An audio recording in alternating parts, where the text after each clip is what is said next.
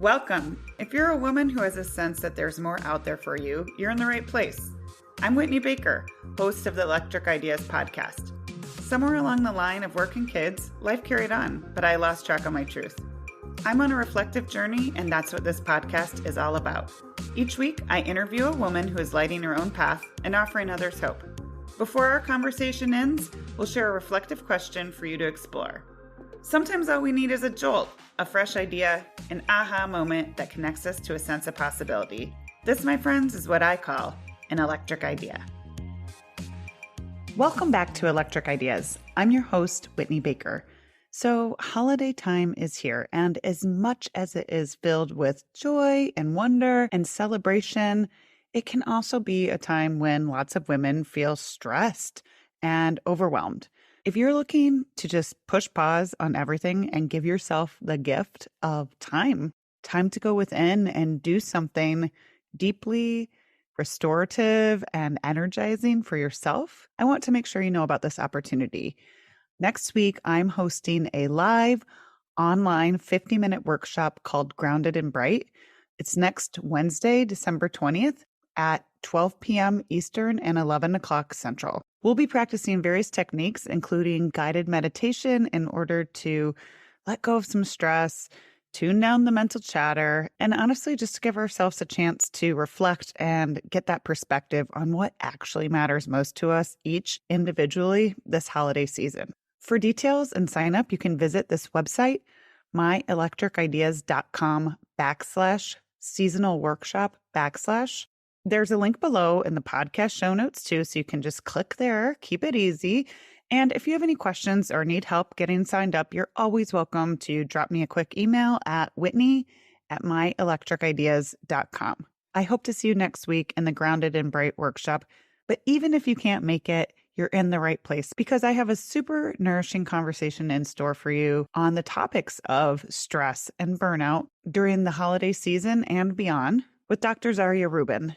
Dr. Rubin is a Harvard-educated functional medicine physician, burnout expert, and keynote speaker. She helps passionate women who are often high-achieving get to the root cause of chronic symptoms and stress and help them heal so they can really start to feel good from the inside out. This is a topic that is very near and dear to my heart because I see so many women in my Electric Ideas community and beyond who really are trying to move their bodies and eat well, but are perhaps ignoring their stress levels on their wellness journey. As a certified meditation teacher, a lot of my training was learning about stress and how to mitigate stress. So if you enjoyed this episode and it's a topic that you want to learn more about, I really encourage you to go back and revisit episode 69 of the Electric Ideas podcast, where I share some additional perspective on how stress can impact our overall wellness. Okay, let's jump into the show. Hi, Dr. Rubin. Welcome to the show. Hey, thank you so much for having me. I'm so glad to be here. This is great timing because I know we're kind of in holiday season when this comes out. So I feel like women are open to these conversations around stress more than ever. So I want to start by rewinding us a little bit because I think your story, your own personal story, powerfully informs the work you do today. So let's start by time hopping back to this period in your life when you were a Harvard-trained physician, which is very impressive, but it felt as though you were stuck and you kind of knew that you were burning out, but you didn't think you had anywhere to go. Can you relive that a little bit for us? Yeah, it was a while ago. I have a lot of experience with burnout. I'm kind of a burnout veteran. So there's different types of burnout that you can experience, the most common of which is career related or work related, job stress, work overload, all of that. But I strongly believe there are other types of burnout as well, caregiver burnout, and hopefully particularly parental burnout and moms specifically. Whoever the primary caregiver is, but that tends to be the mothers. And so I don't think it's limited to the workplace. In my case, in the first instance, I was single and not married, didn't have any kids, and I was living in New York City. I was working at a prestigious hospital. I had done all the top-notch training and From the outside, it appeared as though I was very successful and had it all together and was living the Sex and the City lifestyle in Manhattan, but like minus the shoes and the apartment and the fabulous men or even terrible men. I was just working and was really miserable to the point that I just didn't really believe that there was any other way. It's like medicine's hard, medicine's miserable, work is terrible. You never get any sleep, you never get any breaks, you just do it. And I guess this is what life is supposed to be like. And it's pretty awful. But I just had accepted that was my fate. And every morning I would, get on the subway, but I would debate like, should I get on or should I jump in front of it? And I'd kind of make this joke to myself without realizing just how serious things had gotten. And, it finally took a very major wake up call for me to radically change my life. And, one night I got a phone call from my best friend. It was quite late at night and I wasn't really expecting it. And I picked up the phone and she told me that her husband had been playing frisbee and had collapsed and they rushed him to the hospital and he didn't make it. And I just dropped the phone basically. Couldn't believe this was someone who was my age, who was young, who was healthy, no medical issues. And this kind of terrible thing could happen. And in that moment, I sort of said to myself, I don't think I can do this anymore. Like, if it were to end tomorrow, I can't live like this. And it took a little while longer to actually kind of extricate myself from medicine because it's not that easy to do. I had invested so much time and energy and finances and identity into that quote unquote job. It was more than a job. It was a calling. It was my entire life. But I came across this Turkish proverb that said, no matter how far you've gone down the wrong road, turn back. And that really changed my life. Those two things put together allowed me to make this incredibly difficult decision and walk away from a medical career. The story just gives me goosebumps because don't you wish that we could just have little bottles of this perspective without needing to experience something that really just hits us over the head? We always say this in functional medicine, if you don't make time for wellness, your body will make time for you through illness. Like if you don't take care of yourself, if you don't take a break, if you don't listen to your body, then it's going to do it for you. And you probably don't want that.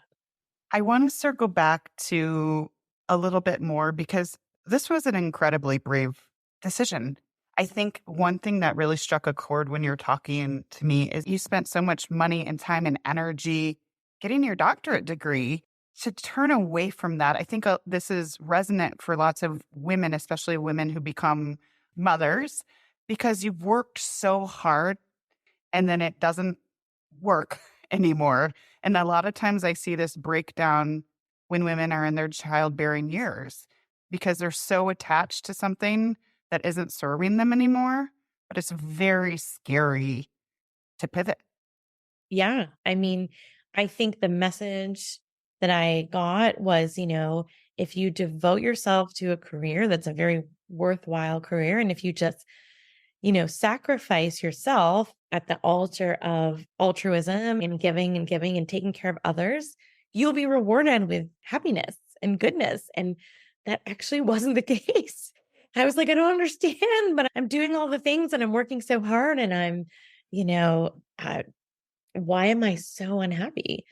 And it was a really poor fit. Just medicine in a conventional environment in a tertiary care, very inner city hospital and my personality. And my realization decades later, of course, was that I had a lot of trauma that I hadn't processed and medical trauma, in fact, from my childhood that was coming out every single day when I was working in medicine, but I didn't know that. So I was basically reactivating trauma constantly, day in, day out. That's exhausting. But without understanding that, I just couldn't figure it out. And I just thought, well, I just have to keep going. And people tell you things like, oh, well, medical school is really tough, but then it'll get better. Or like residency is brutal, but it'll get better. And then, well, fellowship, yeah, it's supposed to be better. And I was like, yeah, fellowship is not better. And I kept going and going, thinking that maybe one day something magical would happen and the stars would align and I'd be like, oh, this is the greatest career ever. And I'm so happy. And it didn't. There was no like, light at the end of the tunnel for me. Yeah, it's almost like you had this vision that there would be this big payoff at some point that Right. but it And was so just I going. guess ostensibly a financial payoff, but I was Yeah. realizing about retirement when I was in my 20s and 30s. And I was like, yeah, this does not make sense. Does not compute. I want to love my job. I want to go to work every day and be inspired and inspire others. And certainly when you're in a caregiving profession, you can't be not in it. Yeah, you mentioned caregiver burnout, and I know that's kind of a buzzword in the medical field right now, but I don't think that many people who are kind of put myself in the layman community really understand it. So could you tell us a little bit more about that and maybe how it is used in the medical field versus maybe caregiving? Yeah. So there's a phenomenon known as compassion fatigue that afflicts people who work in very high stress, high sort of trauma caring professions. So it could be ambulance workers, nurses, doctors, even teachers, people who are in a war zone, parents. I think parents get affected by this. And you don't want to admit it because you actually stop having compassion for the people that you're supposed to be caring the most about because you're just so burned out and you can't even care about anything. And then you start to feel the guilt of, oh my gosh, why am I feeling this way? Why is there this disconnect between the way I want to be and the way I'm feeling? So then there's shame and guilt associated with that. And then we chastise ourselves. And it's like, I just, sometimes I would get like another page or another consult and I would just be so on edge. And then I just thought, okay, there's something wrong here. And that is compassion fatigue. That's burnout. That's a hallmark of burnout. Very interesting. Well, I know, like I said in the beginning, we're headed into the holidays and we can be as mindful and try to be as spacious as possible and intentional. But I think it's really easy for women to want to feel sparkly and bright, but to just get inundated with all of the extra to dos that often come with holidays. Yeah. The holiday magic is really just moms working ourselves to death, right? Like, that's what it is. I mean, let's be real. Like, nothing would happen without us. Like the Christmas cookies or, the Hanukkah cookies or like all the decorations and all wrapping the special presents and doing the little things. And like, and we're by religious family. So we celebrate Hanukkah and Christmas. I'm like, my kid has to get 8 presents for Hanukkah and then Christmas presents. And it's a lot. But I think that part of that, yes, there are these expectations and these pressures, societal, mostly in marketing, consumerism that are put on us. But I think as moms, as individuals, we have to kind of take it upon ourselves to resist that a little bit. And it's difficult because you kind of want to do all the things and you want everything to be perfect and special. But it's not perfect and special if you're so stressed. You're like, okay, everyone smile, be happy. I worked so hard for this, and you people are ungrateful. But I think that my secret anyway, to surviving the holidays and to surviving, life in general and protecting ourselves from burnout is this mantra that I have developed and I use it with my clients and my patients and myself. And it's just 4 words. Do one thing less. And it is a simple yet powerful tool. And you just got to tell yourself this. So you're out running errands and you're running around and you're trying to get all the presents and this and that. And you're like, well, I got to go to this store and this store. No, you're going to take off at least one of those stores and say like, you know what? It's going to be okay if I just get the gifts at this store, or I'm buying ingredients for holiday and I need to make this recipe and this recipe. And it's like, you know what? I'm actually going to not make that recipe. It's going to be okay. Cross something off your list. Just get rid of it. And you can outsource and this and that, but I'm a big advocate of like, so Axing it. exit. Yeah, I'm so glad we're having this conversation. This totally resonates with me because I also feel like in this social media age that we all live in, I'm pretty boundaried with social media and it's a force for good in my life because I'm disciplined.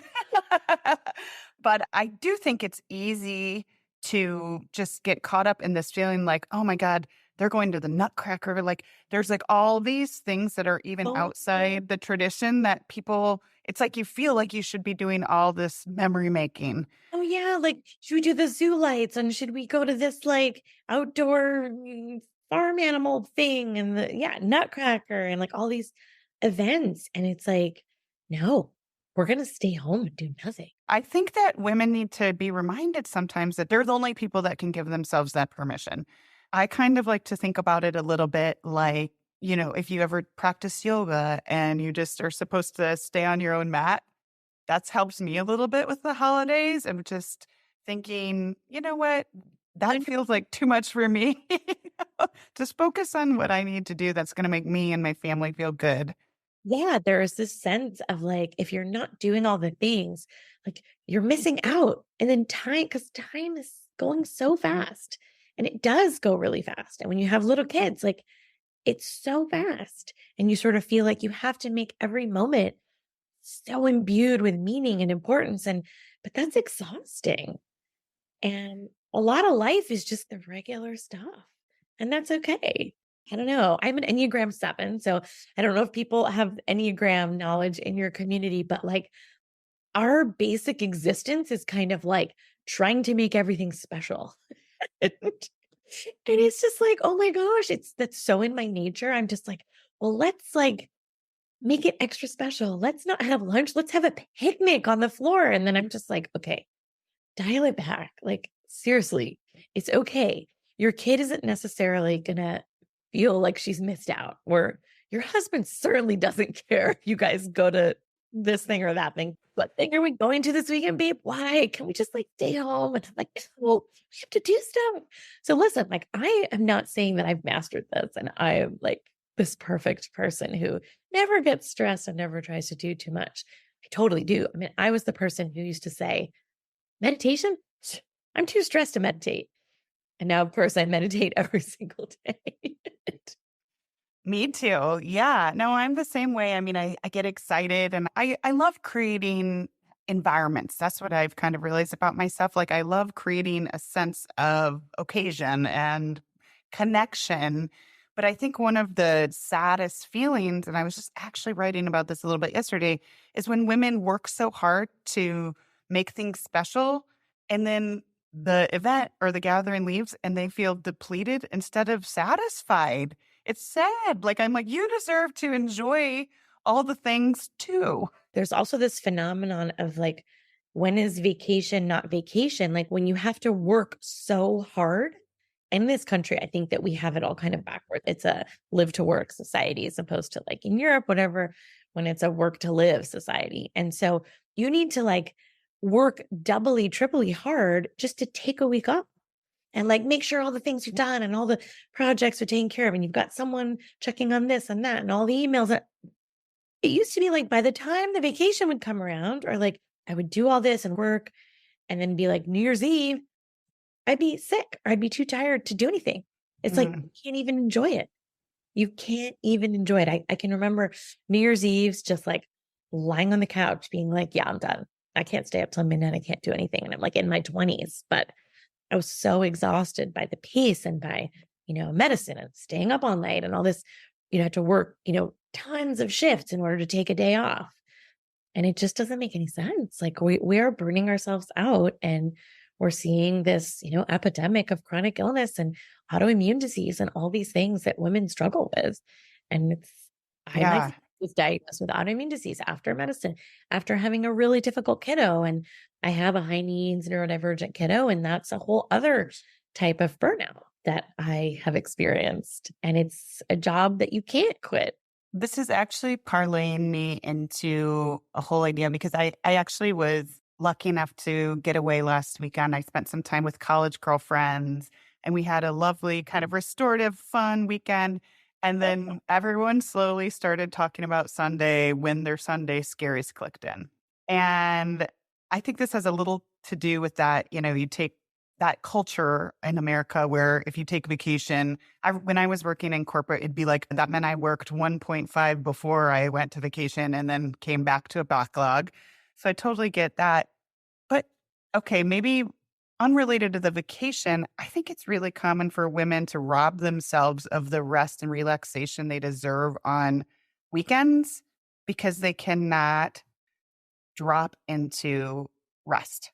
They can't get off the treadmill. So, can you help us kind of medically, from your now more holistic perspective, understand why that's happening?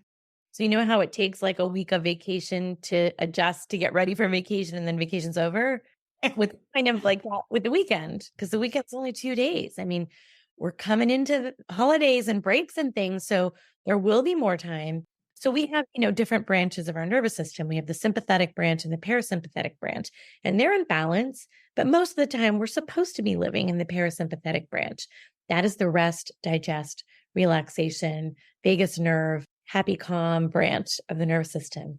But we don't tend to live there. Although we want to experience relaxation, we want to have good digestion and great sex and all these things, but we don't. We live in the sympathetic branch, which is the fight or flight, run for your life, danger branch, adrenaline, cortisol, like ping, emails, notifications.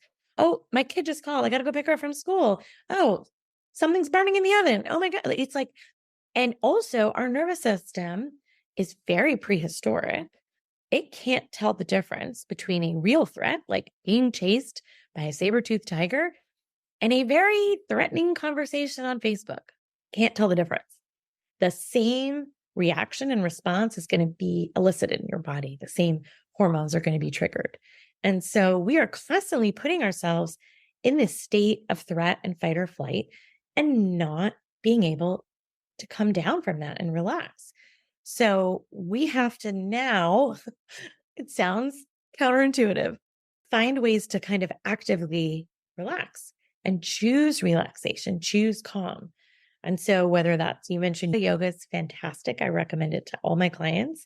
Restorative yoga, not the like power yoga, ashtanga, super hot yoga, although I do love hot yoga, but just like chill, like exercise can also be a form of relaxation, but people overdo it. They're running marathons, they're doing high intensity cardio, all this crazy stuff that actually taxes your nervous system further and can cause further burnout. So, gentle exercise, go for a walk, do some yoga, breathing. So breathing is something that is automatic. We don't think about it. We breathe. But if you consciously focus on breathing, then you're activating your parasympathetic nervous system. So that is a tool and a hack. And then meditation is another way. Meditation, mindfulness, any tool that you use, whether it doesn't have to be like meditation, it could be you're washing the dishes and you're not multitasking. You're not trying to talk on the phone at the same time. You're not trying to watch a show or listen to a podcast. You are just doing one thing and you're listening to the sound of the water. You are focusing on that one thing. And that is that's a form of meditation and mindfulness, and it relaxes your nervous system. Thank you for all those examples. You're definitely speaking my language for sure. I want to ask you because from personal experience, I'm in a very different place than when I had kind of hit my own burnout. I was working in marketing and I had two little kids, 14 months apart. And one thing that it took me to realize now that I'm in this totally different space is how long it took my nervous system to recover. So it was like I quit my job and I thought I was just going to feel better. And it was not until I did a lot of my own practices and healing and education that I feel like my nervous system is better. But it took a really long time to unwind. Years to recover from medicine. And what I did was I had to take another job. And so I jumped into working at an insane startup. And so then I was in insane startup culture. So I went from like frying pan into the fire, and it was what I knew. So I was like, oh, I can do this. Oh, I know how to do this. I know how to work really hard and work really long hours. And then I was like, this is crazy. And then I took another job and ended up climbing the corporate ladder. And I was like, okay, this is also crazy. You just keep repeating the same patterns and making the same mistakes. And It's not going to get you anywhere different. You're just burning out in different ways. And because that's when I knew the hard work and the overachievement, that was like my raison d'etre. It was like who I was, but I could change that story and change that narrative. And I think having kids was like a big wake up call of like, oh my God, I can't do life the way I did it before. But I used to not be able to read in medicine. I could not read a book because I was so exhausted and burned out that I would look at words and they would just like swim Hmm. on the page. And so then I knew I was getting better when I was able to like read novels again and like read for pleasure. So, what are one or two of your non negotiables for yourself now that you're on the other side of this, but still candidly, working and caregiving for a neurodivergent child, which you shared with us? It's a lot and I do have my moments, but I'm better at recognizing when the thermometer is like going up and sensing that and being like, okay, I need a break. I need to go for a walk. I need to meditate. I need to take a hot shower. I need sleep. So sleep is pretty much a non-negotiable. I think sleep is often the first thing to go that we think we can do without it or we can do with less sleep. And I think that's a huge mistake that women make of like, oh, I only need 6 hours of sleep a night. It'll catch up to you eventually. And so sleep is really important. I do meditate every single day. And then, some form of exercise like working out, gentle yoga. I do hot yoga, which is more intense, but I love like just that feeling of sweating and just being on the mat and not having any other competing things coming at you. And those are really the main ones. I think I have to be really mindful of like food and alcohol, especially at this time of year, because we can use those things to relax, but they don't actually help us in the long run. And as you get older, I find now that I'm in the perimenopause, like alcohol is not your friend. It's like really not. I can have maybe one drink and then I'm like, yeah, I'm good. And then after that, it's just like, it's not worth it. You feel terrible the next day. I'm like, I'm not in my 20s. And so being mindful about that and making good food choices. I'm like all about the 80-20 rule. So I try for 80% healthy, 20% don't worry about it. Enjoy the celebrations. And sometimes it fluctuates, but you don't want to overdo it because if you overeat and overdrink and then you can't sleep and then it creates this kind of, Vicious cycle. and you're like, oh, why do I feel like garbage all the time? Well, No, a lot of your clients come to you and ask you to teach them how to handle more stress. And you've talked openly about how you find that a very irritating question, if you will. Is that fair? it's sad and it's ironic. And of course, I tell them, I'm like, yeah, we're not going to be doing that. Because they're like, how can I build up my tolerance to stress? And I'm like, actually, it's the opposite. You need to lower your tolerance and your threshold for how much stress you can take on before it makes you physically, emotionally, ill. So I teach people to reframe that and be like, yes, it's good to develop tools and resilience because you can't avoid stress or eliminate stress, right? We know this. So doing things like the breathing and the meditating and whatnot, that helps make you stronger and more resilient so that when stress does come, it's not going to affect you as negatively, maybe, or as profoundly. And you're not going to be totally thrown off balance and like, oh my God, I can't handle this. You'll be able to handle it more, but you'll also be able to recognize when enough is enough. And I teach people how to say no and how to set boundaries. And like those things are all super important. We don't learn how to do any of that as women. It's just like, sure, people pleasing. Yes, whatever. I'll do more work. I'll do all those things. And so, no is a full sentence, as we know, but it's difficult. It's not always that simple to just be able to say no. It's a lot of factors go into it. There's a great book called Boundary Boss by Terry Cole. She's phenomenal. I love that book. So many great tips and techniques in there for just setting these boundaries and just keeping that space and that peace around yourself so that you are able to withstand, whatever trials life's going to throw at us because there's going to be stuff life is going to life you. So it's a combination of like building that toolbox and those techniques and that resilience, but also trying where you can to say no and minimize it and just like, no, I'm Do not. one less thing or do one thing less. Is that your Naturally, this is my philosophy. Yeah. Yes. I want to circle back because I do teach meditation, and something that comes up for me often is this idea that people only meditate when they're kind of in this stressy crisis mode. And so I'm just using this as a natural time to talk about, you've brought up a lot of tools to explore. I really encourage women to practice these tools before they're kind of at a precipice of feeling super stressed, because then you can lean on your tools versus just calling something in when you're already stressed. Exactly what I tell people because it's like, imagine if you just like decided to run a marathon rather than train for it. It's like you need to go to the gym and work out and build those muscles. So, same thing for building the muscles of deep breathing or meditation or relaxation. You need to get that so that it is more automatic in your system so you don't have to think about it. Because in the heat of the moment, are you going to want to learn a breathing technique?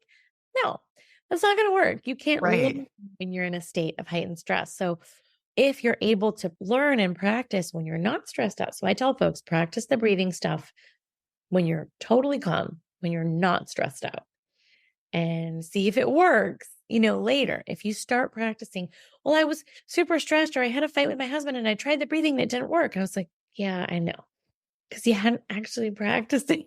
And Right. other folks will say, oh my God, I did the breathing and it like changed my life kind of thing. So if you are practicing it when you're in a calm state, when you're able to receive it and you're able to learn it, then it's going to be more automatic and it will kick in when you need it to, and it'll be more effective.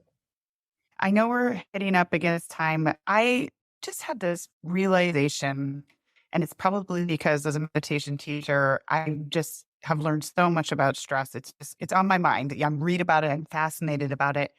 And I really see a lot of women, especially and men, but I'm more focused on women in this podcast, who are very into wellness, and they're doing all of the things, working out and trying to eat well and to sleep and all the things, but they really don't talk about, or as I can tell, think about or do anything proactively to manage their stress. And then they're kind of questioning why they're not feeling great. So, since I think because you have the also like Harvard doctor background, I think it's important sometimes to just realize, like, outside our nervous system, like how else stress wreaks havoc on our bodies. Because I think some people just maybe don't know. So I'm wondering if you could just remind us, because it's eye opening, right? Well, let's see. So stress can basically have a negative impact on every aspect of your body, mind, body, physiology, from top to bottom. So if you start at the top, it's associated with more anxiety, more depression, lack of concentration, brain fog, headaches, migraines, trouble with falling asleep. You can have, jaw issues and TMJ. You can have difficulty with digestion, you can have acid reflux, you can have constipation, you can have diarrhea, all of these different things.